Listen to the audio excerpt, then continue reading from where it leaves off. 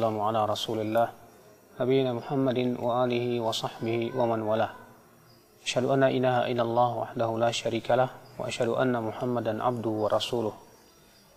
Qala Allah Ta'ala fi kitabihil karim, ya ayyuhalladzina amanu taqullaha haqqa tuqatih wa la tamutunna illa wa antum muslimun wa ba'd. Dajjal, makhluk yang akan datang di akhir zaman, di mana seluruh nabi dan rasul sudah memperingatkan umatnya tentang fitnah Dajjal. Rasulullah SAW mengatakan, ma minal anbiya min qabli illa wa qad hadzara ummatahu min fitnati Dajjal. Tidak ada seorang nabi pun sebelumku kecuali sudah memperingatkan umatnya tentang fitnah Dajjal ini. Fitnahnya dahsyat sekali, berat, karena ia memiliki kehebatan-kehebatan yang membuat terfitnah banyak manusia. Bisa menyuruh hujan untuk turun, bisa menjadikan kering yang tadinya subur kering kerontang, subhanallah. Ya, tanah-tanah yang tadinya subur menjadi kering kerontang. Akhal Islam, Dajjal telah ada di zaman Rasulullah. Dalam riwayat Muslim, ada seorang sahabat yang pernah bercerita bahwa ia bertemu dengan Dajjal, di mana Imam Muslim meriwayatkan dari hadis Abu Ruqayyah At-Tamimi, Tamim bin Aus, di mana Rasulullah SAW menceritakan dari hadis Abu Ruqayyah Tamim bin Aus Ad-Dari. Tamim bin Aus bercerita bahwa ia pernah berlayar di sebuah lautan, kemudian ia terombang-ambing dengan ombak yang besar, sampai akhirnya ia terdampar di sebuah pulau, dan ia bertemu dengan makhluk yang dipenuhi dengan bulu bernama Jassasah. Lalu ia diminta untuk pergi ke sebuah rumah, dan Tamim berkata, aku melihat, ya kata Tamim, aku melihat makhluk yang sangat besar, manusia yang tak pernah aku melihat sebesar itu, dirantai tangan dan kakinya. Lalu kemudian Dajjal bertanya tentang 3 perkara, ya, tentang pohon kurma yang ada di negeri Baisan, apakah masih berbuah? Dijawab oleh Tamim, masih. Tentang air mata Zughar, apakah masih ada airnya? Tamim berkata, masih. Tentang danau Tabariyah, apakah masih ada airnya? Ya Dajjal, Tamim berkata, masih. Kata Dajjal, kelak nanti pohon kurma itu tidak akan berbuah lagi, dan kemudian mata air Zughar tidak akan ada lagi airnya. Demikian pula ya danau Tabariyah. Maka di saat itu kata Dajjal, aku akan keluar. Dan Rasulullah SAW mengabarkan kepada kita tentang sifat fisik Dajjal. Dajjal itu a'war, kata Rasulullah. Ya, matanya melihat sebelah, di mana mata yang sebelah kanan itu menyembul kal'inabit tafiyah, seperti anggur yang muncul. Subhanallah. Dan di jidatnya tertuliskan kafara, kafir, yang hanya bisa dibaca oleh orang-orang yang beriman kepada Allah saja.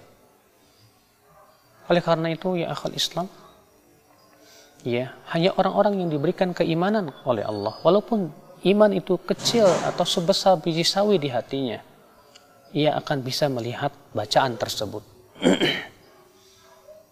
Dajjal disebutkan oleh Rasulullah mempunyai kekuatan yang luar biasa, di mana ia berjalan secepat angin. Fitnahnya sangat agung. Ia bisa menyuruh awan untuk menurunkan hujan. Demikian pula tanah yang subur menjadi kering kerontang. Subhanallah. Bagaimana tidak besar fitnah seperti itu, ya akhi? Bila di zaman ini saja kita lihat orang yang banyak terfitnah oleh para dukun, oleh kuburan-kuburan, bagaimana dengan Dajjal nanti? Oleh karena itu Rasulullah mengabarkan bahwa pengikut Dajjal itu adalah orang-orang yang tidak faham tentang agama, orang-orang yang bodoh seperti orang Arab Badui, para wanita yang bodoh yang tidak mau mengikuti mempelajari agama Allah Subhanahu wa taala. Juga Rasulullah mengabarkan bahwa yang menjadi pengikut Dajjal itu kaum Khawarij. Ikhwatul Islam, kenapa mereka yang menjadi pengikut? Karena mereka orang-orang yang tidak pernah mau mempelajari agama Allah. Oleh karena itulah ketika Rasulullah SAW mengabarkan bahwa ada seorang pemuda yang ditangkap oleh Dajjal. Disuruhnya si pemuda itu beriman kepada Dajjal, tapi pemuda itu menolak. Lalu digergajinya oleh si Dajjal itu sehingga menjadi dua belah. Lalu Dajjal pun berjalan di antara kedua belah tubuhnya. Hidup lagi pemuda itu. Lalu Dajjal berkata, apakah kamu beriman bahwa aku adalah Tuhanmu? Si pemuda berkata, justru aku semakin yakin bahwa kamu adalah Dajjal yang Rasulullah SAW telah kabarkan kepada kami. Rupanya si pemuda ini punya ilmu tentang din, tentang hadis Nabi SAW, tentang sunnah Rasulullah SAW. Akhirnya ia pun diselamatkan. Maka siapa yang ingin selamat dari fitnah Dajjal, kewajiban kita adalah untuk menuntut ilmu Allah ya akhi. Untuk mempelajari tentang hadis-hadis Rasulullah salawatullahi alaihi wasallam. Dan Rasulullah SAW mengajarkan kepada kita supaya kita selamat dari fitnah Dajjal. Di antaranya apa? Yang pertama yaitu menghafal 10 ayat pertama dari surat Al-Kahfi. Kata Rasulullah, man hafidha, siapa yang hafal ya 10 ayat min surat Al-Kahf, 10 ayat yang pertama dari surat Al-Kahf, usima minad Dajjal, maka ia akan terlindung dari fitnah Dajjal. Syekh Albani berkata, apabila kita misalnya dilemparkan ke dalam apinya Dajjal, lalu kita membaca 10 ayat pertama surat Al-Kahfi ini, maka api itu menjadi dingin untuk kita. Akhal Islam, a'azakumullah. Oleh karena itulah kewajiban kita untuk memahami ini. Kemudian kata Rasulullah SAW, man sami'a ad-Dajjal, siapa yang mendengar Dajjal di suatu tempat, falyan'a anhu, hendaklah ia menjauh dari Dajjal. Jangan kita merasa bahwa kita tidak akan terfitnah oleh Dajjal, tapi kewajiban kita terus lari dan dari Dajjal. Karena memang Dajjal itu fitnahnya berat sekali ya akhal Islam, a'azakumullah. Ikhwatul Islam, a'azani Allah wa iyyakum. Apabila kita melihat bagaimana fitnah Dajjal yang ternyata telah dikabarkan oleh Rasulullah SAW, maka tentunya kita sebagai seorang mukmin menjadi khawatir apabila kita termasuk orang-orang yang terkena fitnah Dajjal akibat daripada keteledoran kita yang tidak mau mempelajari ayat-ayat Allah, yang tidak mau menghafalkan surat Al-Kahfi, yang tidak mau peduli dengan sunnah-sunnah Rasulullah salawatullahi alaihi wasallam. Dajjal, kata Rasulullah, akan muncul di Asfahan, diikuti oleh 70.000 Yahudi Asfahan, alaihimu toyalisah, yang memakai topi toyalisah. Yang kemudian Dajjal akan berkeliling di muka bumi. Tidak ada satupun tempat kecuali didatangi oleh Dajjal, kecuali Makkah dan Madinah.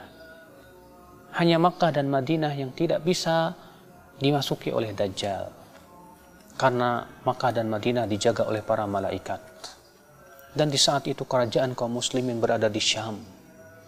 Di saat itu kemudian Allah pun izinkan Nabi Isa Al-Masih untuk turun ke Syam di sebuah masjid yang menaranya berwarna putih, manarah bayadha. Ya, beliau turun dengan mengendarai malaikat. Ya, seakan-akan kata Rasulullah, kharaja min Dimas, seakan-akan ia baru keluar dari kamar mandi. Kenapa? Karena rambutnya meneteskan air. Yang kemudian Nabi Isa alaihissalam sholat subuh di belakang Imam Mahdi, lalu mengumumkan perang bersama melawan Dajjal. Lalu kemudian ya terjadilah perang dahsyat antara pasukan Nabi Isa dengan Dajjal. Ya, di mana tidak ada satupun pepohonan dan bebatuan kecuali akan berkata, wahai mukmin, ini di belakangku Yahudi, bunuh dia. Yang kemudian Nabi Isa pun berhasil membunuh Dajjal di sebuah tempat yang bernama Babul Lut. Itulah kisah Dajjal. Ia akan mati dibunuh oleh Nabi Isa Al-Masih alaihi salatu wassalam. Semoga kita termasuk orang-orang yang selamat dari fitnah Dajjal, akhi. Dan kita pun juga tentu ya berusaha terus untuk mempersiapkan diri dengan ilmu agama, dengan menghafal surat Al-Kahfi, dengan memahami tentang ya hadis-hadis fitnah Dajjal, Sehingga pada waktu itu kita termasuk orang-orang yang diselamatkan oleh Allah. Karena Dajjal hidup di dunia ini 40 hari. Ya, hari pertama seperti setahun, hari yang kedua seperti sebulan, hari yang ketiga seperti seminggu, dan hari-hari berikutnya sama dengan hari-hari yang lainnya. Subhanakallah bihamdik, asyhadu an la ilaha illa anta astaghfiruka wa atubu ilaik. Wassalamualaikum warahmatullahi wabarakatuh.